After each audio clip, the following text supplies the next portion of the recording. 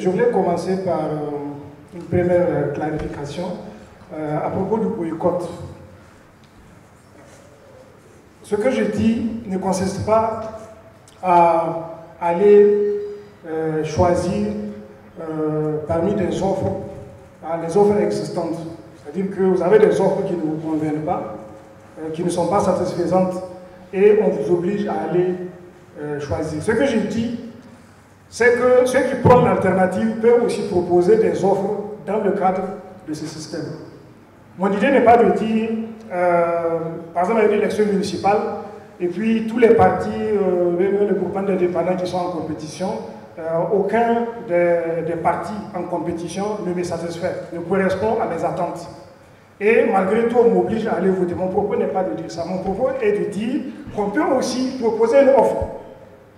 Parce que c'est vrai que, comme le professeur l'a dit sur les candidatures indépendantes, il y a un problème effectivement avec le mode de scrutin. Parce que les candidatures individuelles correspondent à un mode de scrutin uninominal.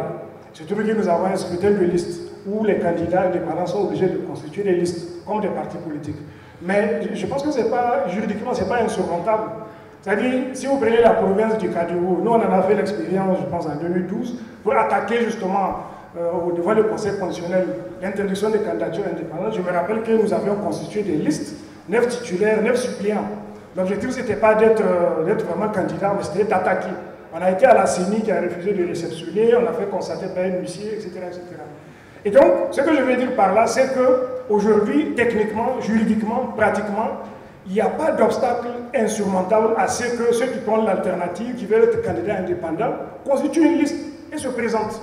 Ce n'est pas insurmontable techniquement, mais on peut considérer que bon, ce n'est pas une bonne option. Mais pour moi, il n'y a pas un obstacle infranchissable de ce point de vue-là. Ou bien dans les provinces, vous avez 4, 6 sièges, etc.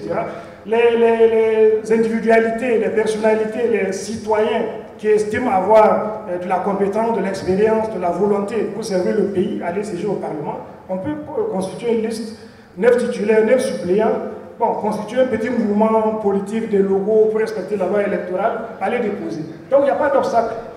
Maintenant, je peux accepter que ce ne soit pas le choix qu'on ait fait. Mais ce que je dis, c'est qu'il n'y a pas d'obstacle techniquement. Voilà, c'est quelque chose qui est faisable, je veux dire, sur le plan pratique. Et peut-être que le fait aussi d'aller voir ce qui se passe. Moi, j'insiste beaucoup sur la nécessité d'avoir, parce que ça peut être également formateur, ça peut être pédagogique, la nécessité d'avoir une minorité de blocage, à défaut d'avoir une majorité. Aujourd'hui, je reste convaincu que ce soit dans les communes rurales, les communes urbaines, etc., si les jeunes s'organisent, ils peuvent prendre le pouvoir. Ils peuvent le faire. Parce que si vous mobilisez les jeunes, je prends Ouagadougou, vous prenez ciblé un arrondissement, vous mobilisez les jeunes, les femmes, les citoyens, vous les sensibilisez, et puis vous leur expliquez votre programme. Voici ce que vous voulez faire pour la commune, pour l'arrondissement. Vous les sensibilisez sur les méfaits de la corruption électorale, etc., etc., et vous surveillez le scrutin, vous êtes présent dans les bureaux de vote jusqu'à la CENI, etc. Si le système veut tricher, vous allez élever le coût de la domination, parce qu'ils seront obligés en fait de se ridiculiser, soit d'annuler les élections, et actuellement, et ça va justement contribuer à discréditer le système. Donc pour moi, c'est tout à fait possible qu'on s'inscrive dans cette logique-là. J'ai constaté que Arba Diallo, par exemple, a fait énormément de choses à Dori. Bon, Arba Diallo a fait énormément de choses. C'est vrai que le pouvoir des maires est extrêmement limité, etc. Mais il a fait changer le visage de Dori. Ça, c'est quelque chose de concret. Et je sais qu'à l'époque, même son fils qui est actuellement le maire, même dans le cadre de la gestion de la Covid, on a vu ce qu'il a fait. La gestion des contributions aux personnes sinistrées dans la transparence, etc. Et ça permet en fait de montrer au peuple qu'il y a une autre façon de gérer. Et ça peut être aussi formateur, ça peut être pédagogique pour les acteurs qui s'y engagent. Donc mon point de vue consiste à dire que ce n'est pas incompatible avec l'objectif ultime qui consiste justement à avoir une transformation radicale de la société. C'est quelque chose de, je pense ça sous l'angle tactique. Parce qu'il y a la tactique et puis il y a la stratégie. Parce que bon, sinon la question qui va se poser, c'est que bon, chaque fois, on va être, j'ai eu de ces débats-là avec les jeunes du Balai citoyen, il y a 2 ans, sur le renouvellement de la classe politique. J'ai dit, mais vous les jeunes là, si vous voulez venir aux affaires, vous voulez qu'on rajeunisse le personnel politique, comment voulez-vous que le personnel politique soit rajeuni si vous n'êtes pas candidat? Si vous n'êtes pas candidat, comment voulez-vous que ce soit fait d'un coup de baguette magique? Si vous voulez qu'il y ait des jeunes dans les conseils municipaux, à l'Assemblée nationale, il faut que les gens soient candidats. Et cela n'est pas un obstacle justement à la poursuite d'un autre objectif beaucoup plus ultime.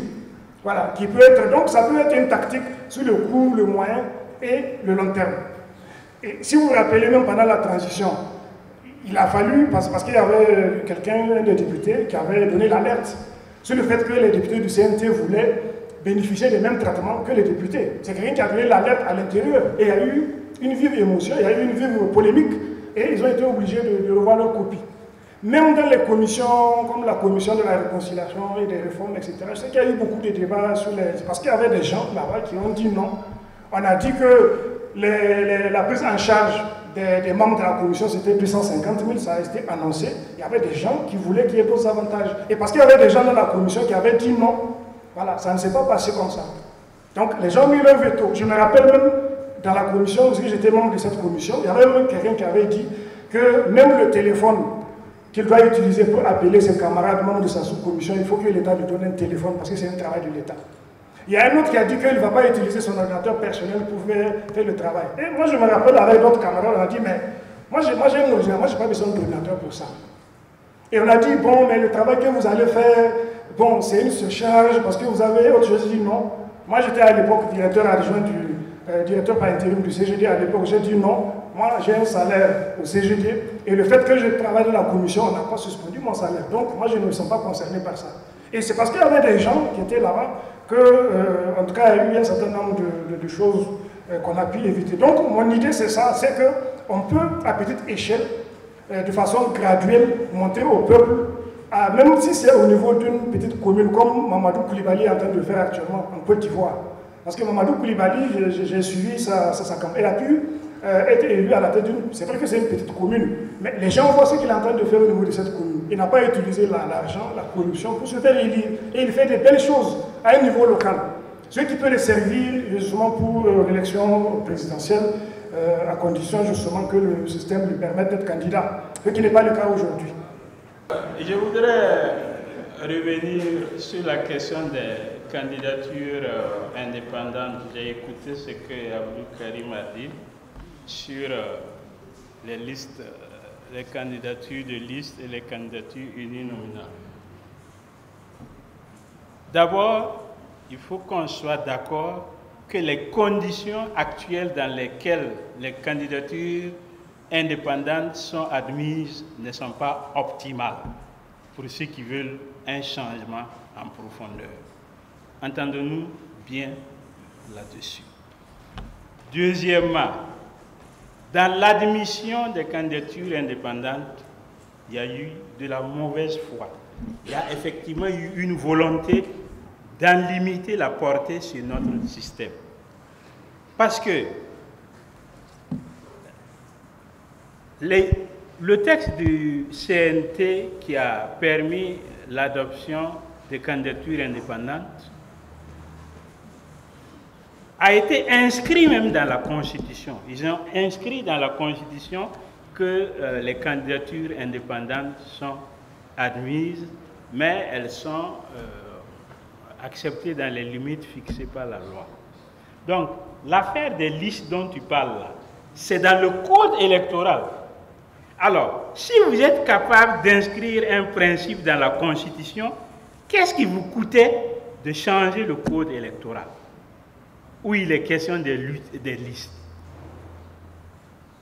C'est un manque clair de volonté.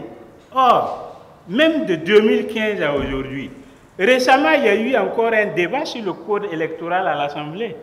Et en liaison avec la situation, ils ont fait passer le principe selon lequel, même si les élections ne se déroulent pas dans toutes les régions, elles peuvent être acceptées. Je vous signale que dans notre système, il n'y a pas un seuil minimal de participation comme condition de crédibilité des élections. Qu'est-ce qui empêchait de reprendre la question et de revoir le code électoral si on voulait créer les conditions optimales pour les candidatures indépendantes? On n'en veut pas, soyons clairs là-dessus. Donc, actuellement, ce n'est pas les conditions optimales. Ensuite, quand tu parles de la minorité de blocage, éventuellement dans les assemblées au niveau local ou au niveau national, oui, effectivement, c'est intéressant. Mais ce que tu ne vois pas, c'est que l'enjeu de la lutte là aujourd'hui, c'est au-delà de ça. Il s'agit de prendre le pouvoir pour que les masses l'exercent. Il ne s'agit pas d'avoir une minorité de blocage dans le conseil de tel ou tel arrondissement. S'il s'agit de prendre le pouvoir dans l'arrondissement et mobiliser le peuple pour l'exercer, Or, c'est ça aujourd'hui l'objectif clairement affiché de ceux qui parlent de révolution. Comment faire en sorte que les masses prennent le pouvoir et l'exercent et le conservent. C'est ça qu'ils ont posé.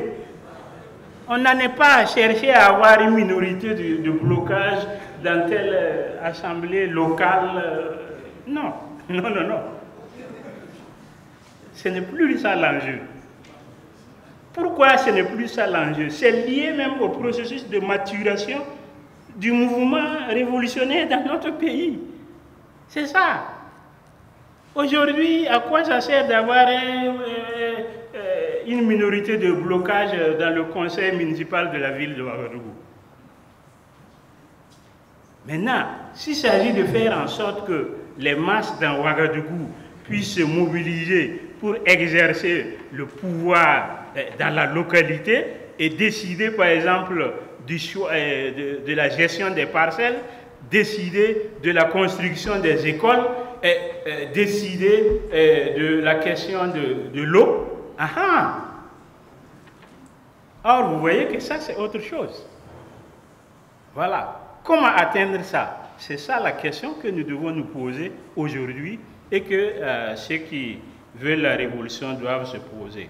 Maintenant, pour terminer, je voudrais dire quelque chose sur la question du boycott dans son ensemble. Il faut reconnaître qu'il y a une emprise idéologique profonde du système électoral et que, dans le cadre de cette emprise-là, le boycott des élections n'est pas encouragé. On essaie de nous faire croire que ce n'est pas un acte politique significatif. En réalité, c'est parce qu'on a peur des conséquences. Pourquoi? Parce que c'est un acte radical. Dans le boycott, là, ce n'est pas tel ou tel dirigeant qui est visé, c'est toute une classe politique dans son ensemble qui est purement et simplement rejetée. Et c'est ça qu'on ne veut pas. C'est de ça qu'on a peur. Quand une telle conscience se développe dans une société, mais ça veut dire que cette société est de plus en plus mûre pour un changement radical. Si les gens en arrivent à se convaincre que tous leurs dirigeants officiels, là, ils sont à balayer. C'est ça. Les gens ne veulent pas ça.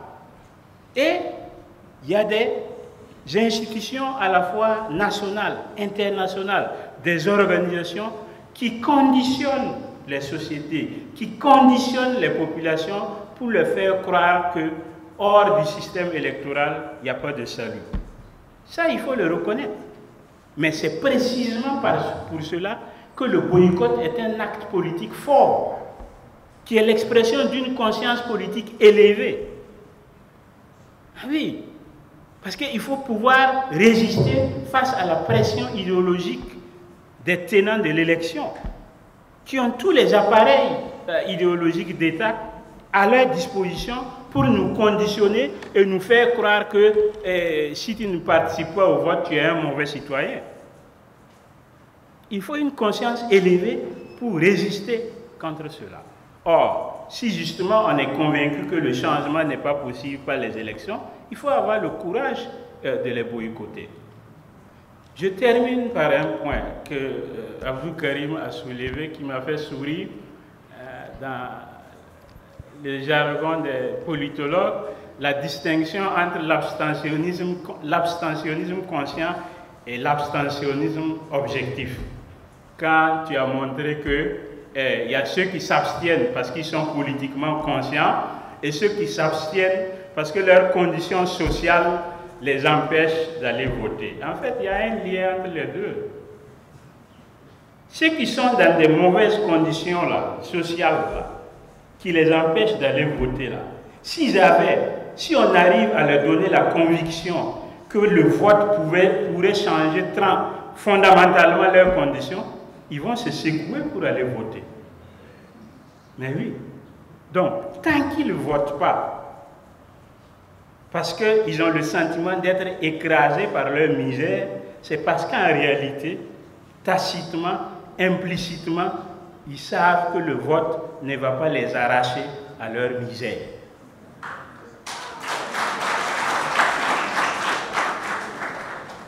C'est pour cela que la question de la révolution est difficile. Parce que tu peux être objectivement dominé, exploité. Mais pour que tu deviennes conscient et cherches à changer ta situation de domination, il faut beaucoup de médiation. C'est le même cas pour le problème de l'abstentionnisme. Voilà. Donc, cette séparation-là, elle n'est pas intangible. Hein. Et c'est pour cela que les révolutionnaires disent qu'il faut une démocratie des masses par-delà la démocratie institutionnalisée. C'est-à-dire qu'il faut amener les masses, justement, dans leur misère, là, au fin fond de leur misère, à dresser la tête et se dire, je vais m'intéresser à la politique, je vais aller à telle réunion, je vais donner mon avis sur la manière dont mon village, mon quartier est dirigé. Mais pour arriver à ça, il faut un travail énorme d'éducation politique. Voilà. Et c'est à ce travail d'éducation politique-là que ceux qui veulent la révolution sont invités. Merci pour votre attention.